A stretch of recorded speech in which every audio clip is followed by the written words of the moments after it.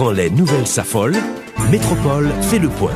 Le point tous les matins à 8h, simultanément sur Radio et Télémétropole. Le point est une courtoisie de MSC Trading, Digicel et la Banque nationale de crédit BNC.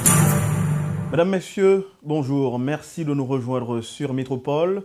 À l'heure de la rubrique Le Point ce matin, pour vous la présenter, Georges Alain est au micro. Nous allons parler économie et nous allons parler également politique parce que l'invité que je reçois ce matin le dit toujours, la politique et l'économie sont intimement liées et aussi quand il y a de l'instabilité politique, ça se fait sentir au niveau du secteur économique. Kessner Farrell, bonjour. Merci d'être avec nous ce matin. Merci Georges pour l'invitation. Ce n'est pas la première fois. Malheureusement, je n'apporte pas toujours de bonnes nouvelles. Donc, oui. C'est préférable d'avoir des informations bien structurées pour prendre de bonnes décisions. Oui, Kessner Farrell, on va essayer d'entrer de plein pied dans l'actualité. Aujourd'hui, nous parlons de financement local des élections, locales, nationales ou domestiques. Et les concepts sont multiples. Donc, ce n'est pas pour la première fois qu'on utilise ce concept, mais un jeune de ma génération entend pour la première fois des élections qui seront localement financées aujourd'hui. D'aucuns diraient que c'est une bonne chose pour le pays. En effet, un pays qui se dit souverain devrait normalement financer ses propres élections. C'est un acte de souveraineté. Et vous appelez votre population pour voter, donc c'est votre droit, votre devoir également de pouvoir le faire. Et vous l'avez bien dit, puisque avant que vous soyez né, il faudrait savoir que les élections étaient organisées par le gouvernement. Donc il était tout à fait normal que le gouvernement puisse trouver de l'argent. Mais avec la mise en place du conseil électoral, j'allais dire permanent, malheureusement, jusqu'à présent provisoire. Oui. Donc, très souvent, nous sommes dans la permanence du provisoire. Exactement. La communauté internationale donne un soutien extrêmement important. Jusqu'à maintenant, vous retrouvez presque que les élections étaient financées par la communauté nationale. Ce n'est pas une mauvaise chose de le faire, mais ça demande qu'il y ait une certaine planification, que l'on puisse savoir à l'avance combien d'élections que vous allez réaliser pendant l'année.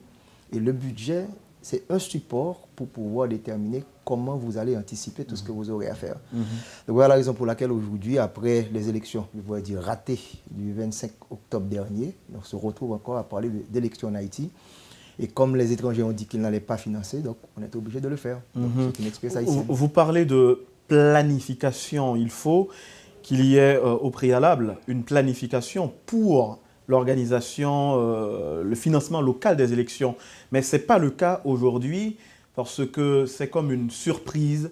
C'est à la grande surprise de tout le monde que la communauté internationale a annoncé le non-financement de ces élections. Donc, côté planification, au dernier moment, ça montre qu'on n'était pas prêt. C'est ça. Au dernier moment, donc on se retrouve avec une situation d'une facture de 55 millions de dollars américains. Je peux vous dire que ça fait de l'argent. Pour mettre 55 millions de dollars américains, le gouvernement a dû trouver un mécanisme pour le faire, surtout éviter que ce soit un financement monétaire, d'aller à la Banque centrale, comme certains le disaient, pour financer les élections, surtout prendre des gouttes pour le faire. Donc maintenant, ça va déranger, dans la mesure où on aurait pu presser 55 millions de dollars américains pour financer soit l'éducation, soit l'environnement, ou encore d'autres priorités que nous avons dans le pays. Maintenant, c'est la priorité des priorités, ce sont les élections. Le gouvernement dit avoir déjà identifié les sources pour le financement local. On va en parler dans quelques minutes, mais juste avant, essayons de voir quels auraient été l'impact sur l'économie si le financement local était fait à partir des fonds de la BRH? Là, il y a deux possibilités. La Banque centrale aurait pu prendre des gouttes pour financer, donc ça aurait un financement monétaire, donc la monétisation, ça aurait créé un certain déficit parce que ce n'était pas prévu. La Banque centrale aurait pu également prendre une partie des réserves nettes de change du pays. Donc le pays dispose d'un montant de quelques 800 millions de dollars américains de réserves. Ce sont des fonds mis en place s'il y a un dérapage par rapport et de dollars par rapport à la gourde. Donc pour qu'on puisse stabiliser tout ça, donc c'est une arme extrêmement importante pour la Banque centrale. Donc si on devait retirer 55 millions de dollars américains, on serait peut-être en dessous de la barre de 700 millions de dollars américains. Mais techniquement, il faut avoir 3 mois d'importation au niveau des réserves nettes de change. Donc lorsque les réserves diminuent, ça peut inciter ce qu'on considère particulièrement des mouvements spéculatifs par rapport au dollar. Donc voilà la raison pour laquelle il est préférable que le gouvernement trouve d'autres stratagèmes au lieu d'aller à la Banque centrale directement et de le faire en quelque sorte. Mais un profane dirait que c'est rien, 55 millions ôté de 800 millions de dollars, c'est comme je vous disais, une goutte d'eau dans l'océan. Tout à fait, mais ces réserves ont un objectif bien déterminé. Par exemple, s'il y a un dérapage, il y a des mouvements spéculatifs, la Banque centrale doit avoir les moyens pour intervenir en vendant des dollars. Donc si les réserves diminuent, ça lance un mauvais signal. Et des spéculateurs, ça existe à travers le monde, pourraient dire, ah, si la Banque centrale a moins de capacité pour intervenir sur le marché, donc on va provoquer. Parce que lorsque le dollar s'apprécie, il y a des gens qui font de l'argent. Donc voilà la situation pour laquelle, en utilisant les dollars, ça aurait été un mauvais signal quand les réserves auraient diminué. Et si la Banque centrale aurait utilisé des goods en finançant ces élections, ce serait une dette envers la Banque centrale. Donc ça aurait mis beaucoup plus de goods en circulation dans l'économie. Et comme il n'y a pas beaucoup de dollars à venir, ça aurait provoqué en quelque sorte une dépréciation de la monnaie locale par rapport au billet vert. Le gouvernement, je le disais tout à l'heure, dit avoir déjà identifié les sources pour le financement local des élections. Il y a le ministre de l'économie et des finances, Yves Romain Bastien, au moment de faire le dépôt de du projet de loi de finances au Parlement, qui a fait savoir que ces sources-là sont l'APN, les Moulins d'Haïti, la BNC, et puis il y a une autre institution qui m'échappe pour l'instant, mais il a parlé de dividendes, la BRH, merci, la Banque centrale. Il a parlé de dividendes que ces institutions-là devaient à l'État haïtien, mais le sujet n'était pas à l'ordre du jour, on n'en parlait pas beaucoup. Tout à fait. En fait, ça doit être un problème structurel. Donc, il faudra que ces institutions, ces entreprises publiques, dans le sens où ça appartient à l'État, donc les dividendes versés par ces institutions devraient faire partie des ressources domestiques. Donc, c'est une bonne occasion pour dire qu'il faut que ces institutions, chaque année, puissent publier leur bilan, leur état financier, parce que ça nous appartient comme contribuables, comme citoyens haïtiens. C'est bien malheureux que l'on sache finalement voilà où trouver l'argent. Oui, c'est un peu étonnant ça. Vous voyez? Donc, on se réveille un beau matin, on apprend que des institutions devaient de l'argent à l'État. Donc les dividendes, c'est quoi? C'est ces institutions qui, comme toute institution privée, font des activités, ont des coûts, ont des recettes, il y a des profits. Pour qu'il y ait dividendes, il faut qu'il y ait profit. Donc, comme c'est des institutions publiques, ils doivent remettre leurs profits, que ce soit la BNC, les monnaies d'Haïti, la BRH, au ministère de l'économie et des finances qui gère le trésor public. Donc, si on gère mieux ces institutions, il y aura beaucoup plus de ressources domestiques. Il n'y a pas que les recettes fiscales, il n'y a pas que l'impôt locatif, il y a d'autres ressources que l'État pourrait dégager. En fait, on va dans le budget dans quelques instants, vous allez voir, les autres ressources de l'État sont assez faibles parce qu'on ne trouve pas ces institutions à faire des profits extrêmement importants. Donc, voilà comment c'est bien de pouvoir tirer de ces dividendes pour éviter un financement monétaire. Mais comme je vous dis, on aurait pu prendre ces dividendes également pour augmenter les dépenses d'investissement de l'État dans le cadre des objectifs de développement durable. On aura à en parler d'ici quelques instants. On voit que les sommes sont plus ou moins énormes ou énormes tout court. Par exemple, en termes de dividendes, l'APN, l'autorité portuaire nationale, devra verser à l'État haïtien un montant de 5 millions de dollars américains, la Banque centrale 127 millions de gourdes, la BNC 72 millions de gourdes, les Moulins d'Haïti 180 millions de gourdes. Comment expliquer c'est une dette cumulée sur plusieurs années? C'est la raison pour laquelle je dis qu'il faudrait donner des informations beaucoup plus pertinentes, publier le bilan, les états financiers pour qu'on puisse savoir est-ce que ce sont des profits qui ont permis d'avoir ces dividendes ou encore est-ce une partie des revenus de ces institutions. On a droit à avoir cette information. Donc voilà la raison pour laquelle il faut que l'on puisse publier, qu'on puisse savoir comment interpréter. Est-ce que ce sont des revenus? On est en train de tirer des fonds, des revenus ou encore des profits. J'espère que ce sont à partir des profits que ces dividendes sont dégagés. Ça évitera que la compagnie fasse partie à des problèmes extrêmement importants sur le plan financier. Donc il faudrait que l'on puisse avoir des informations financières pour bien déterminer est-ce que ce sont des profits ou encore des revenus. Il faut faire une différence entre un revenu et un profit. Le revenu, c'est ce que vous vendez, que vous obtenez, mais vous ne prenez pas en considération les coûts.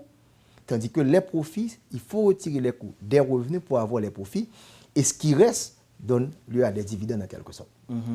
Alors, concernant l'APN, par exemple, on voit que l'APN devra verser à l'État 5 millions de dollars américains pour les élections. Est-ce que cette institution, en termes de prévision, de recettes, avait atteint les prévisions? Difficile de le dire pour le moment parce que je n'ai pas les résultats financiers de l'APN pour savoir, comme j'ai bien fait la différence entre les profits et les revenus. Mais comme ils ont dit, je leur donne un certain crédit, mais il faudra publier tout ça. C'est une occasion pour le ministre Bastien de mettre un peu de l'ordre dans la maison et que chaque année, qu'on sache exactement les entreprises publiques haïtiennes, sont-elles gérées de manière rationnelle? Est-ce que nous dégageons des profits? Est-ce qu'on arrive... Ce n'est pas une institution privée où on va maximiser les profits, mais il faut que l'on puisse avoir de la valeur ajoutée, comme on dit en économie, pour faire face aux problèmes de la situation. Les entreprises publiques haïtiennes font partie, je pourrais dire, de l'éventail d'activités que nous devons réaliser pour pouvoir dégager des ressources domestiques pour la population. Maintenant, voyons pour le budget, ou encore le projet de budget qui est chiffré à plus de 121 milliards de gourdes. Précis, c'est 121,9 milliards, donc on pourrait arrondir à 122 milliards de gourdes, qui est exactement le niveau qu'on avait l'année dernière lorsque le gouvernement Martelly-Paul déposait le budget au Parlement.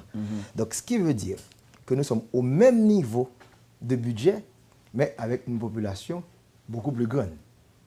Je peux vous garantir que nous avons eu au moins 1,5% de croissance démographique. Donc, on a beaucoup plus d'invités à la table, mais avec les mêmes ressources en quelque sorte.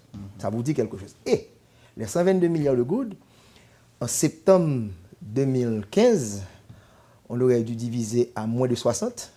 Aujourd'hui, on doit diviser à 64 gourdes. Donc, les 122 milliards de gourdes, ça représente à peu près 2,2 milliards de dollars américains l'année dernière. Maintenant, ça représente seulement 1,9 milliard de dollars américains. Il faut toujours mettre de manière réelle. Donc, qui veut dire quoi? Nous avons beaucoup plus de bouches à nourrir, beaucoup plus d'enfants envoyés à l'école, et les ressources ont diminué de manière réelle. Dois-je vous dire que la petite Jamaïque, 2,8 millions d'habitants, a un budget cette année de 5 milliards de dollars américains. La République dominicaine, avec la même population qu'Haïti, a un budget de plus de 10 milliards de dollars américains. Et voilà qu'Haïti se retrouve avec un budget de 1,9 milliard de dollars américains. Et des problèmes extrêmement importants, que ce soit l'instabilité politique qui nous empêche de satisfaire la population en quelque sorte. Kessner Farrell, on va observer une pause et au retour, on va continuer à parler du budget de la République. Il y a un point, vous allez garder la réponse pour le retour. Il y a un point que je n'arrive pas personnellement à saisir et j'espère qu'il y a aussi des auditeurs, des téléauditeurs qui n'arrivent pas à comprendre ce point spécifique. Lequel, aujourd'hui, le Parlement a sur sa table un budget rectificatif et voilà que nous parlons du budget 2016-2017. Comment expliquer cela? Je suis un peu perdu, moi, personnellement. Un budget rectificatif est sur le tapis. Comment le gouvernement s'organise pour ses dépenses alors qu'il y a un autre budget qui arrive qui n'est pas encore voté par le Parlement? Donc, on verra tout ça après la pause. Vous suivez, mesdames, messieurs, la rubrique Le Point de Radio et Télémétropole. Notre invité ce matin, Kessner Farrell, restez branchés sur Métropole, on revient après la pause. Le Point est une courtoisie de MSC Trading, Digicel et la Banque nationale de crédit BNC. Vous suivez, mesdames, messieurs, la rubrique Le Point de Radio et Télémétropole. Notre invité est toujours là avec nous, Kessner Farrell. Nous parlons économie 80% et puis 20% politique. Comme vous voulez. Oui, quand même. Dans le temps, on parlait d'économie politique. C'est à travers les années qu'on a dissocié ces deux sciences, mais ils sont totalement liés, à savoir l'économie et la politique. Oui, et en Haïti, nous faisons l'expérience. Ouais. Cette instabilité politique impacte gravement sur l'économie et nous sommes tous conscients. On parlait avant la pause de budget rectificatif et le budget 2016-2017 qui sont sur la table du Parlement. Comment le gouvernement s'organise pour ces dépenses? deux budgets, multiplication de budgets pour répéter votre propre terme en coulisses. À un certain moment, les Haïtiens n'avaient pas compris l'importance du budget. Et je me rappelle, c'était peut-être à la fin des années 90 et on avait un budget pour 5 ans. Et je ne cesse de le répéter, lorsque dans un pays, vous utilisez un budget sur une période assez longue, c'est comme un enfant qui grandit et vous voulez conserver la même paire de chaussures. Parce que la population croît, il faut qu'il y ait des ressources financières pour résoudre les problèmes. Le gouvernement privé a pu réaliser un exploit en faisant 2 budgets, 2 projets de loi, parce que ce n'est pas des lois, 2 projets de loi en moins de 3 mois. Pourquoi? Parce que le gouvernement Martelly, on se rappelle très bien, avait déposé un budget au Parlement pour l'exercice fiscal 2015-2016. En arrivant au pouvoir en février, ce gouvernement se retrouvait dans une situation où on ne pouvait pas, à cause de la situation politique qui était très chaotique au cours du premier semestre, je pourrais dire octobre 2015 jusqu'à mars 2016, a dû faire un budget rectificatif qui a été déposé au Parlement. Donc on peut rectifier le budget tout au cours de l'année parce qu'on fait des prévisions, on n'a aucune garantie qu'on va obtenir. Évidemment. Donc en ce sens, le budget rectificatif a été déposé au Parlement. D'abord à la Chambre basse. Et vous savez la situation d'instabilité qu'il y a au niveau du Parlement. Donc on n'a pas ratifié, donc il n'y a pas de projet de loi accepté au Parlement pour le budget rectificatif. Entre-temps, en moins de 3 mois, ce gouvernement voulant maintenir ce qui a été fait pendant les dernières années, déposer le budget, comme c'est dit dans la Constitution, à la fin du mois de juin. Donc c'est le budget 2016-2017. Donc il y a au niveau du Parlement 2 budgets en discussion. Donc pour le rectificatif, c'est un peu trop tard puisque nous sommes déjà au mois d'août. Il ne reste que le mois de septembre, donc on n'aura pas de budget rectificatif. Donc ils vont travailler, on l'espère bien, ils auraient dû commencer à travailler sur le budget 2016-2017. Voilà comment expliquer tout cela. Maintenant, le gouvernement n'a pas le choix. On doit reconduire le budget, c'est ce que dit la Constitution. Donc c'est le budget de l'année dernière, laissé par M. Martelly avec M. Paul, qui devait normalement être exécuté pour le moment. Du train où vont les choses, on peut, je ne sais pas, supposer que le Parlement ne va pas ratifier le budget 2016-2017, ou encore il prendra du temps pour le faire. Oui. Et ça fait un mois de retard déjà. Oui, un mois de retard. Et le gouvernement, qu'est-ce qu'il aura à faire dans ce cas?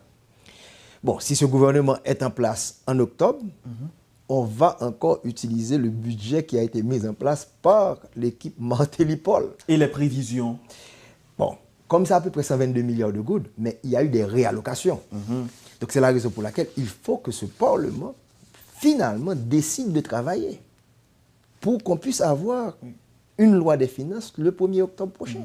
Parce que quand j'évoque et les prévisions, c'est parce que les 55 millions de dollars qui équivalent à 55 millions de dollars américains pour les élections équivalent à 3 milliards 755 millions de gourdes. Donc, si le budget n'est pas voté, comment le gouvernement va... Puisque ce montant ne faisait pas partie du budget Martelly, comment on va l'exécuter? Ce montant est exclu dans le budget 2017. Voilà des parlementaires qui demandent des élections. Pour qu'il y ait des élections, il faut que l'on puisse vraiment voter ce budget pour mettre ça en place. C'est exactement un point d'achoppement, je pourrais dire. Tout à fait. Kessner Farrell, récemment, vous aviez dit que les perspectives ne sont pas réjouissantes avec un budget de 121 milliards de gourdes et un taux de croissance de 2,2%. Comment vous expliquez ce point? Bon, nous avons un observatoire du système financier haïtien au niveau du groupe Croissance et qu'est-ce qu'on fait? On prend les données du gouvernement, donc on suit tout ce qui se passe au niveau finances publiques. Donc le gouvernement est très ouvert, très transparent à ce niveau-là. On a eu le budget et on a regardé exactement toutes les prévisions, pas simplement pour cette année, mais on regarde ça dans la perspective 2016-2030. Haïti a signé en septembre dernier, le gouvernement Martelly, les objectifs de développement durable. Les ODD. Les ODD. Qui veut dire quoi? On a pris l'engagement pour éliminer la pauvreté en Haïti d'ici 2030. Mais dois-je vous rappeler qu'on avait pris des engagements en 2000 pour réduire de moitié la pauvreté en 2015. C'était les OMD, les objectifs du millénaire pour le développement. Avant de parler de budget, il faut d'abord voir quelle est la grande vision, quel est le plan stratégique. Donc Haïti a signé les ODD, c'est le grand plan planétaire, mais nous avons également notre plan local, le PSDH, plan stratégique de développement d'Haïti, qui a été mis en place après le tremblement de terre. Pays émergent en 2030, donc il y a une coïncidence. Donc, en ce sens, pour qu'on puisse faire ça, atteindre ces objectifs, il faudra qu'on puisse mettre de l'ordre dans la maison, avoir un budget. Il faudra que l'on puisse croître à un rythme de près de 10% l'an pour éliminer la pauvreté d'ici 2030. Et voilà dans le budget déposé au Parlement, comme j'ai dit, très réaliste, mais pessimiste. On prévoit seulement 2,2% de croissance. L'année dernière, on avait prévu 3,6%. Et la Banque centrale nous dit qu'on serait autour de 1%. Et Donc, quelle a été la réalité? On est à un rythme de 1,5% selon la CEPAL pour le moment. Ok. Donc, qui veut dire 2016, on ne va pas obtenir les 3,6%, on parle de 1,5% et la Banque centrale pourrait aller à 1%. Mais ça dépendra de comment la nature va nous traiter pendant les 2 prochains mois. Si la nature est clémente. La saison cyclonique. Oui. Au moment où nous parlons, une il y a chance une au dépression qui arrive. Ouais. C'est comme un match de football. Il y a 2 mi-temps. Une première mi-temps où il va y avoir, pendant de saison cyclonique, ça commence en juillet. Juillet, assez clémente. Mais nous entrons exactement dans la période dangereuse, ce qu'on pourrait appeler l'œil du cyclone. Qui veut dire, si on subit 3 cyclones dans les 2 prochains mois, le 1% ne sera même pas là. Donc ce sont les 2 facteurs, en général, qui posent problème pour la croissance économique en Haïti. L'instabilité politique, Qui est une tempête permanente. une tempête permanente, et qui alimente la saison cyclonique parce que, en raison de cette instabilité politique, de ne pas mettre le budget en place, vous n'arrivez pas à résoudre des problèmes au niveau des bassins versants. Donc, la vulnérabilité, la fragilité, donc ça représente un cercle vicieux qui empêche le pays de croître au rythme de 10% nécessaire pour qu'on puisse éliminer la pauvreté.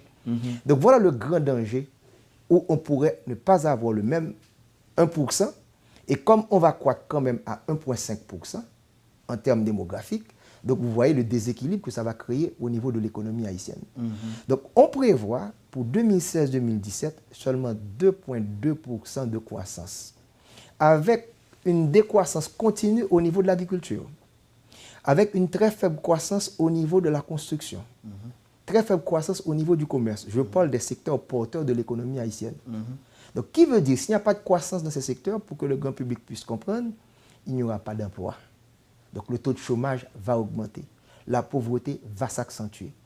Et dans un pays où l'indice de Gini, ça sonne très fort, est de 0,62, qu'est-ce que ça veut dire en termes littéraires? Lorsque vous avez un indice de Gini aussi élevé, proche de 1, eh bien, ça veut dire que la croissance la richesse qui est créée est très mal redistribuée. Donc, lorsqu'il y a faible croissance, les pauvres deviennent encore beaucoup plus pauvres. Ça tend à s'accentuer en quelque sorte. Donc, ce n'est pas parler simplement d'économie, mais c'est quel impact ça va avoir sur le plan social et qui va alimenter les tensions sociales, qui va décourager les investissements privés et l'instabilité politique qui empêche que nous ayons des investissements publics.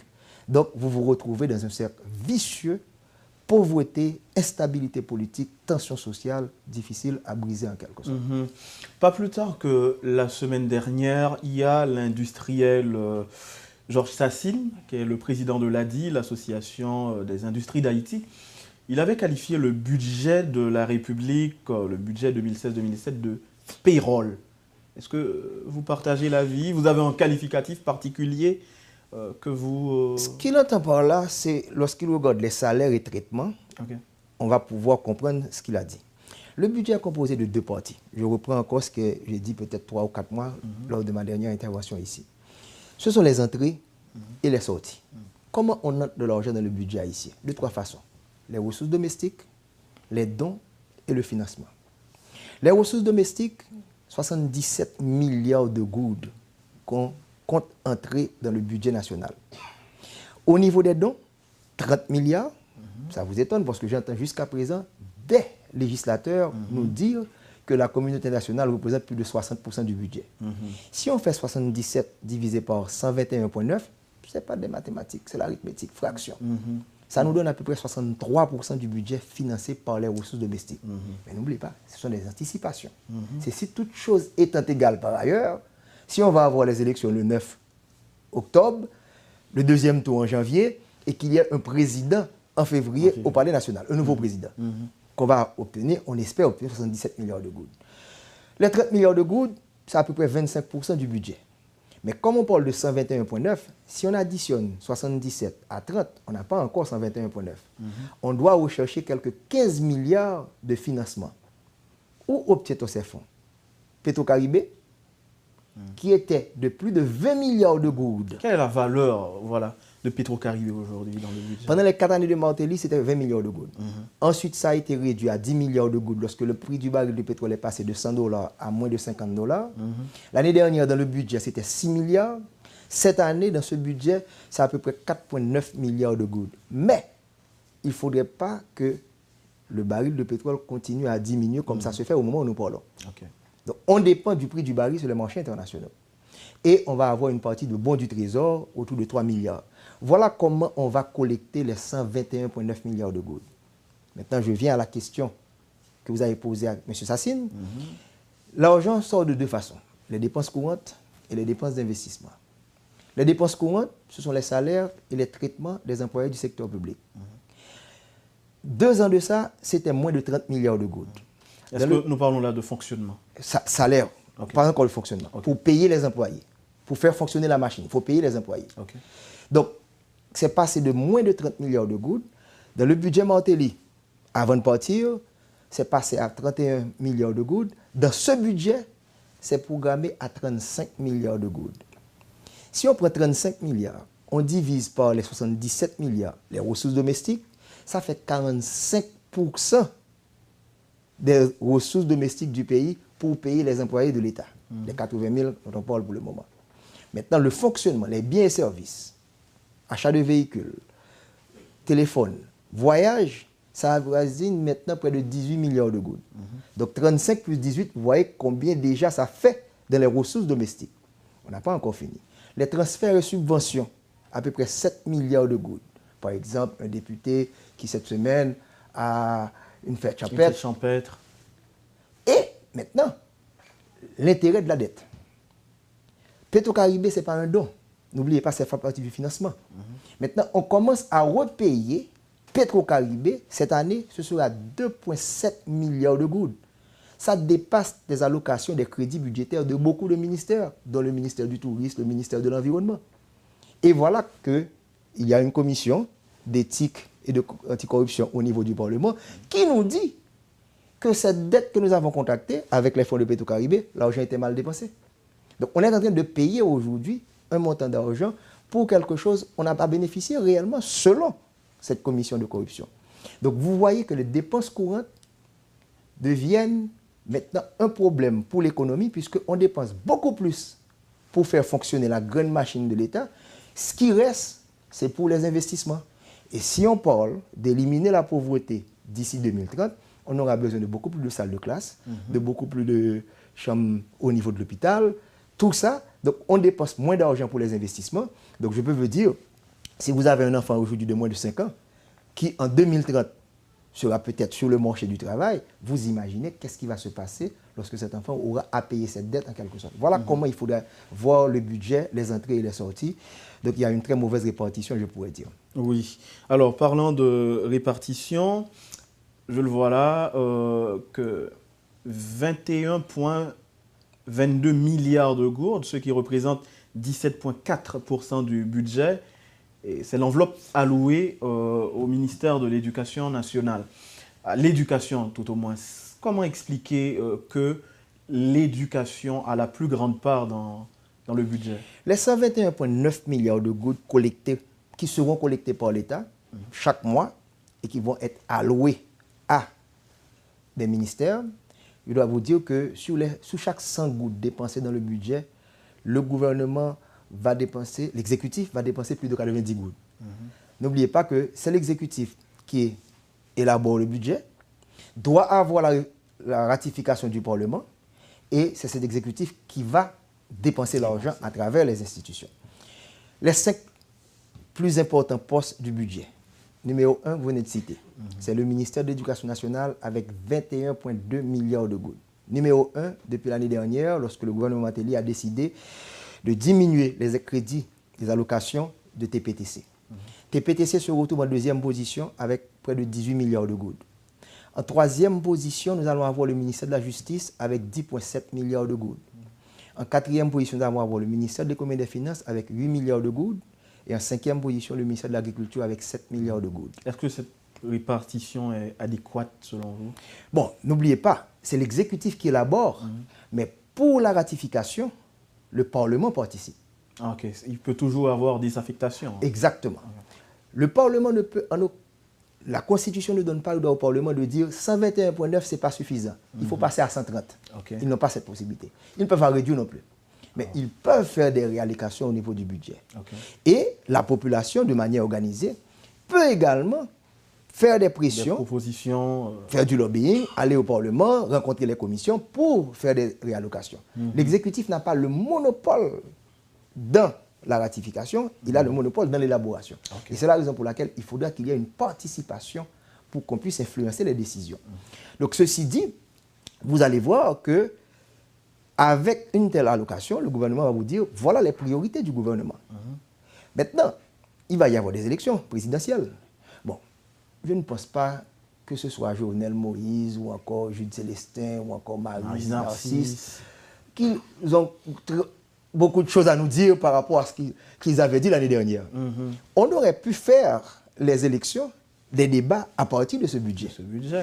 121,9 milliards de gouttes, comment vous allez allouer, quelles sont vos priorités pour votre première année de mandat à partir parce que le prochain président héritera de ce budget. Ils pourront faire un budget rectificatif en mars prochain, si toute chose passe. Si tout va pour le mieux. Pour le mieux. On espère le meilleur scénario. Oui. Il faut qu'il prépare le budget rectificatif, mais on devrait avoir un débat autour de ce budget. Parce que ce gouvernement n'exécutera ce budget que jusqu'au 7 février. Le prochain gouvernement, après toutes les promesses faites, aura à exécuter le budget. Je dois vous dire également que le Parlement va obtenir dans ce budget 3,9 milliards de gouttes. 4 milliards de gouttes que le Parlement va obtenir. C'est une augmentation également. Pour quel service qu'on va donner ces 4 milliards de gouttes? Pour ne pas voter les lois, pour ne pas faire de séance. J'aurais pu prendre les 4 milliards de gouttes. Je dis combien de projets de loi, qui ont été passés, de propositions de loi, pour évaluer également le Parlement. Il y a Bernard Gousse qui avait fait un travail assez excellent. Il a comparé le budget du Parlement à la production du Parlement. Oui. Vous voyez, il a dit que voilà combien coûte une seule loi. Je ne me rappelle pas exactement le chiffre. Et c'est l'exercice qu'il faudra faire. Oui, voilà combien coûte une loi. Le Parlement a voté 4 lois seulement pour cette législature. Eh bien, voilà combien coûte. Et les lois coûtent cher. Est-il normal qu'un Parlement qui obtient 3,9 milliards de gouttes, qui est supérieur au ministère du Tourisme, au ministère de l'Environnement, au ministère du Commerce, réunis, et qui ne donne pas les résultats? Ce n'est pas simplement pour le contrôle, mais également mettre en place un projet de loi. La population doit commencer à créer cette pression sur le Parlement. J'ai entendu un sénateur, pas les moindres, une sénatrice qui nous disait qu'il a 7 mois au chômage, mais chômage payé. Chômage payé. Est-ce que ce pays peut se permettre le luxe d'avoir des individus touchant bien, grassement, et ne pas produire, et qui constitue une entrave à la croissance économique et au développement? Oui. Alors, Kessner Farrell, nous allons mettre un terme à l'émission, mais la dernière question que je vais vous poser, c'est comment, en votre qualité d'économiste, vous voyez l'économie dans le contexte de transition? L'économie du pays dans un contexte de transition? Très difficile, dans la mesure où il y a une incertitude. On peut se poser la question maintenant, quel est le statut du président de la République? On peut poser des questions sur le Parlement. J'ai entendu également des questions sur la Cour supérieure des comptes. J'entends le travail qu'il doit réaliser, la Cour de cassation. Donc, dans tout pays, lorsque les institutions ne fonctionnent pas, on ne peut pas avoir des résultats. C'est une chaîne avec plusieurs maillons. La République dominicaine a eu des élections l'année dernière, ou du moins cette année, 15 mai. C'est fini, il commence à travailler. Ce matin, je lisais que la croissance économique prévue pour cette année en République dominicaine est de 7%. La construction, c'est le secteur porteur en République dominicaine. Le tourisme. On vient de publier une information qu'à 98% des ouvriers dans le secteur construction en République dominicaine, ce sont des Haïtiens. Le Nouvelliste qui a publié un article là-dessus. Vous voyez ce que je veux dire? Donc, si votre secteur construction va croître de seulement 0,1% pendant qu'ils ont une croissance très forte, vous voyez le mouvement migratoire. Donc ça va créer également des tensions puisque les ouvriers dominicains vont se sentir lésés. Donc vous voyez des chocs. Donc lorsque vous avez sur une île deux pays, c'est le seul cas dans le monde, d'un côté l'instabilité politique, de l'autre la stabilité politique, vous voyez la différence. Oui, énorme, énorme. Donc vous avez 2,2% de croissance pour un produit intérieur brut inférieur à 10 milliards de dollars américains. Ils ont 7% de croissance avec un produit intérieur brut qui va avoisiner très prochainement 70 milliards de dollars américains. Ça fait 7 fois le PIB d'Haïti. Vous avez un revenu per capita inférieur à 1000 dollars américains. Ils ont un revenu per capita supérieur à 6000 dollars américains. Donc votre mauvais comportement d'un côté, politique, économique, social, mauvaise répartition de la richesse également, votre incapacité à fonctionner, pose des problèmes pour le voisin. Donc le voisinage également joue sur le plan politique et sur le plan économique en quelque sorte. Donc voilà la raison pour laquelle on devrait comprendre que lorsque nous gérons mal notre pays, on pose des problèmes non seulement pour nous-mêmes, pour notre survie, mais également pour les autres. Et on ne sait pas qu'est-ce qui peut arriver sur le plan même militaire. Oui. Il faut mettre ça également. N'en parlons pas des catastrophes naturelles. Et, je vous le dis, nous entrons dans une période extrêmement difficile. Août et septembre, on n'avait qu'à faire une observation. Oui, et il y a le géologue Claude Prepty qui ne cesse d'alerter sur, bon, je ne dirais pas l'imminence d'un séisme dans le nord, mais quand même, le débat est là. Quand on parle de séisme, on parle de Coupe du Monde. Ouais. Quand on parle de saison cyclonique, nous parlons de ce qu'on pourrait considérer des matchs championnat national. Vous voyez? Maintenant, le problème qui se pose, cette saison cyclonique dans laquelle on se retrouve pour le moment, c'est comme la période carnavalesque. Le carnaval commence à 4 heures, mais les meilleurs spectacles n'arrivent pas à 4 heures. Oui. Ça arrive vers 10 heures. Donc nous entrons dans l'œil du cyclone, les mois d'août et de septembre. Et s'il y a prolongation, on se rappelle la dernière fois, avec Sandy, c'était en octobre. En octobre. Donc les 3 mois, pendant le désastre naturel, représentent vraiment une période incertaine pour l'économie haïtienne. Nous n'avons pas la capacité de subir 2 ou 3 cyclones. Si on le prend, il va y avoir une véritable catastrophe. Si on ajoute maintenant un tremblement de terre, un séisme au Cap haïtien et dans la grande zone du Nord, ça vraiment, c'est une situation extrêmement difficile. Voilà la raison pour laquelle il faudra interpeller les leaders, qu'ils soient politiques, économiques et sociaux, pour mettre fin à cette récréation qui a trop duré. Kessner Farel, merci. Merci bien. Vous avez suivi, mesdames, messieurs, la rubrique Le Point de Radio et Télémétropole. Notre invité, l'économiste Kessner Farel, avec qui on a fait le point sur l'économie. On a parlé de politique parce que 2 domaines intimement liés, pas de stabilité politique, pas de stabilité économique. Kessner Farel le dit souvent et moi je le reprends très très souvent également à chaque fois que j'ai l'occasion de recevoir l'économiste Kessner Farel. Restez branchés sur Métropole. Bonne journée. Merci Kessner. Quand les nouvelles s'affolent, Métropole fait le point. Le point tous les matins à 8h, simultanément sur Radio et Télémétropole. Le point est une courtoisie de MSC Trading, Digicel et la Banque nationale de crédit BNC.